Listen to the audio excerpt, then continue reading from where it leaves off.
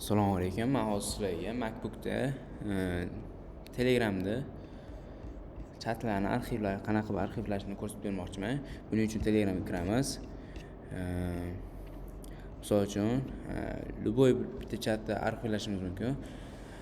Misol uchun men shu chatni arxivlamoqchi bo'lsam, men mishkani ikkita barmog'im bilan bitta bir marta bosaman, keyin mana shunaqa oyna chiqadi.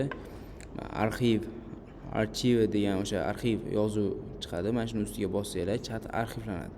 Endi mana shu chat arxivlangan chatni qayerdan ko'rishimiz mumkin desanglar, mana tepaga chiqarsanglar, mana arxiva chats. Mana shuni ustiga bitta bossanglar, mana bitta o'sha arxivlangan chat turgan bo'ladi.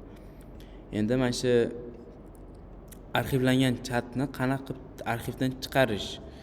Buning uchun yana o'sha boyagidek mishkani ikkita qo'limiz bilan bosamiz. Mana bitta unarchive, o'sha arxivdan chiqarish degan o'sha yozuv chiqadi. Mana shuni bossanglar, arxivdan chiqadi.